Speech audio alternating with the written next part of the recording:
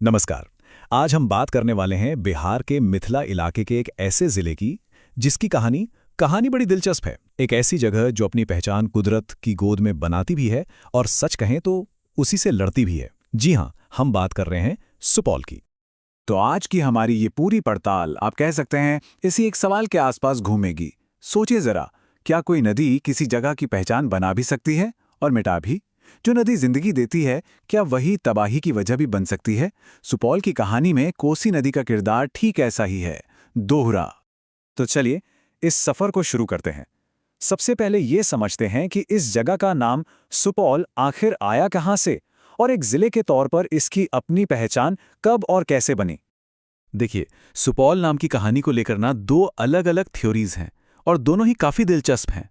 एक तरफ तो हैं स्थानीय लोग जिनकी मान्यता है कि ये नाम बना है सु मतलब अच्छा और पाल मतलब रक्षक, यानी एक ऐसी जगह जो अच्छी तरह से हिफाजत करती हो। और वहीं दूसरी तरफ कुछ हिस्टोरियंस का मानना है कि इसका नाम सुपुला नाम की एक पुरानी नदी पर पड़ा है जो कभी यहां बहती थी। खैर, नाम की कहानी चाहे जो भी हो, एक आज़ाद जिले के तौर पर सुपौल को अपनी ऑफिशियल पहचान मिली 14 मार्च 1991 को। इसी दिन इसे पूर्णिया जिले से अलग करके एक नया जिला बनाया गया था।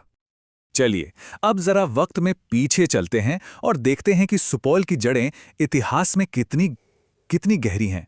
ये सिर्फ एक जिला नहीं है, बल्कि ये तो प्राचीन मिथिला साम्राज्य का एक बहुत ही अहम हिस्सा रहा है। इसका इतिहास देखिए। वैदिक काल में ये विदेह साम्राज्य का हिस्सा था, जिसका जिक्र हमें रामायण और महाभारत तक में मिलता है। फिर आया मौर्य और गुप्त काल। तब ये इलाका व्यापार और पढ़ाई लिखाई का एक बड़ा सेंटर बना। मध्यकाल में यहाँ पाल और सेन राजाओं का असर रहा। फिर अंग्रेजों के दौर में ये पूर्णिया का एक सब डिवीजन बन गया। और हाँ, आजादी की लड़ाई में भी यहाँ के लोगों ने बढ़ चढ़कर हिस्सा लिया। और फिर जैसा हमने देखा, 1991 में जाकर इसे एक जिले की अपनी अलग पहचान मिली। अब बात करते हैं उस एक चीज की जो सुपौल की पहचान को सबसे ज्यादा शक्ल देती है, और वो है कोसी नदी। ये नदी यहाँ के लोगों के लिए जिंदगी देने वाली लाइफलाइन भी है और एक बहुत बड़ा चैलेंज भी। कोसी का जो दोहरा किरदार है ना, वो यहाँ बिल्कुल साफ साफ नजर आता है। ये एक वरदान भी है और एक अभिशाप भी। कैसे? देखिए, एक तरफ तो ये अपने साथ इतनी उपजाऊ मिट्टी बहा कर लाती है कि खेती लहलहा उठती है, मछली पालन को बढ़ावा मिलता है। लेकिन सिटे का दूसरा पहलू ये है कि हर साल आने वाली भयानक बाढ़ वो यहाँ के जीवन और संपत्ति के लिए एक लगातार बना रहने वाला खतरा है। अगर इसकी ज्योग्राफी पर एक नज़र डालें तो सुपौल पड़ता है उत्तर पूर्वी बिहार में, बिल्कुल नेपाल बॉर्डर पर। करीब 2410 स्क्वायर किलोमीटर में फैला हुआ ये पूरा इलाका गंगा के उपजाऊ मैदानों का हिस्सा है। और यहाँ सिर्फ कोसी ही नहीं, बल्कि सुनकोसी, अरुण और तमोर जैसी और भी नदियां बहती हैं।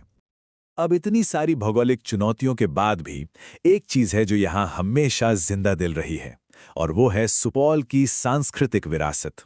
ये बेहद अमीर और रंगीन है। तो चलिए अब इसकी कल्चरल दुनिया में थोड़ा झांकते हैं। इस पूरे इलाके की संस्कृति की जो आत्मा है ना, वो है मैथिली भाषा। लोकगीत हों, साहित्य हों या ज्ञान की बातें, एक बहुत ही गहरी परंपरा इसी भाषा में बसी हुई है। यही वो धागा है जो यहाँ के लोगों को एक दूसरे से जोड़ता है। और यहाँ की संस्कृति में रंग भी कितने हैं, जरा देखिए। एक तरफ पारंपरिक मिथिला पेंटिंग, जिसे मधुबनी पेंटिंग भी कहते हैं, तो दूसरी तरफ झिझिया, समा चकेवा और झूमर जैसे लोक नृत्य।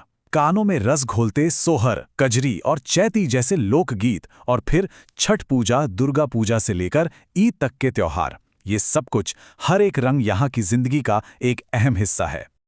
तो इतिहास और संस्कृति की बात तो हो गई। अब आते हैं आज पर।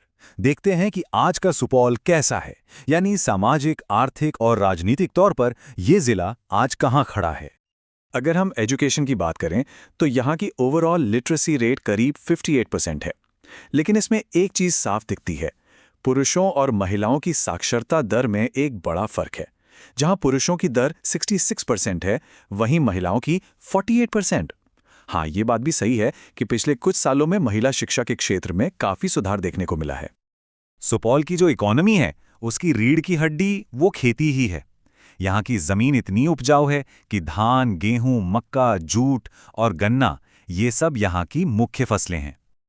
खेती के अलावा यहाँ की अर्थव्यवस्था को सहारा मिलता है पशुपालन से, मछली पालन से और छोटे मोटे मिलों से। और क्योंकि ये नेपाल बॉर्डर पर है, तो जाहिर है क्रॉस बॉर्डर ट्रेड भी यहाँ काफी अहमियत रखता है। और अगर सियासत की बात करें तो सुपौल एक बड़ा लोकसभा क्षेत्र है जहां आरजेडी, जेडीयू और बीजेपी जैसी पार्टियां काफी एक्टिव हैं। आखिर में एक बात है जो सुपौल के पूरे वजूद को बहुत खूबसूरती से बयां करती है। सुपौल मिथिला की आत्मा है, जहां संस्कृति, श्रम और प्रकृति एक साथ जीवंत है। वाकई ये एक ऐसी जगह है जहां लोग कुदरत से लड़ते भी हैं और उसी के साथ जीते भी हैं। तो सवाल आखिर में यही रह जाता है, एक तरफ कुदरत की लगातार मिलने वाली चुनौती और दूसरी तरफ अपनी संस्कृति की जबरदस्त ताकत, इन दोनों के बीच एक बैलेंस बनाते हुए सुपौल का भविष्य आखिर किस दिशा में जाएगा? इसकी हमारे साथ बने रहने के लिए चैनल को सब्सक्राइब करना ना भूलें। अब अगले विश्लेषण में मिलते हैं।